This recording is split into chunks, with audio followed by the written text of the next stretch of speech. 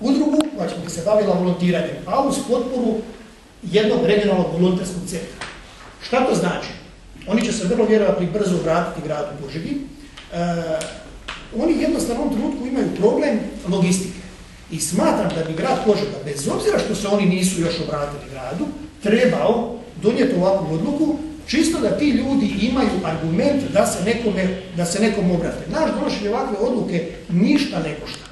Mi trebamo njima praktički biti samo suport kad oni iskažu želju i da mi pokažemo da grad Požega je prijatelj volontera. Uostalom, ovo je 2011. godina je Europska godina volonterizma. I dopustite mi ovo, što se tiče mikrokredita, zapošljavanja, to sam govorio, to poštivam, dopustite mi samo, još da kažem, zašto sam tražio da se podnese izvješće rada o Tekiji u 3 rečenice i zašto tražim da se vrati na stari tarifni sustav.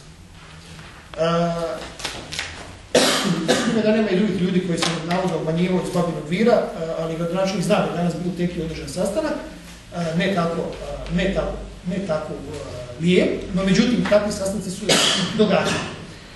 Elementarna je ljudi stvar, pa Tekija mora podnijeti izvješće o radu nama vijećnicima, pa mi smo izabrali čovjeka u skupštinu. Zadovoljan ja ili bilo ko ili vi s njim ili ne, ali mi imenujemo tu skupštinu. Tekija mora podnijeti izvješće o radu. Ne može se dogoditi da Tekija radi šta god hoće, a ne podnosi nama izvješće.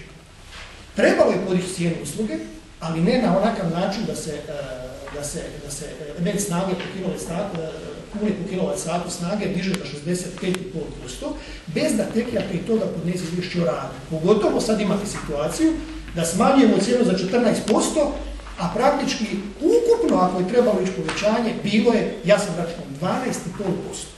I tu će biti velikih problema i nezadovoljstava. To se zove netransparentno funkcioniranje. Nek Tekija podnese izvješće o radu, nek kaže na koji način funkcioniranje, nek podnesu financijsko izvješće, onda možemo razgovarati da li je povećanje opravdano ili povećanje nije opravdano.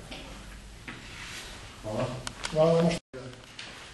Tada dajem na glasovanje prvi prijedlog ove dvije točke.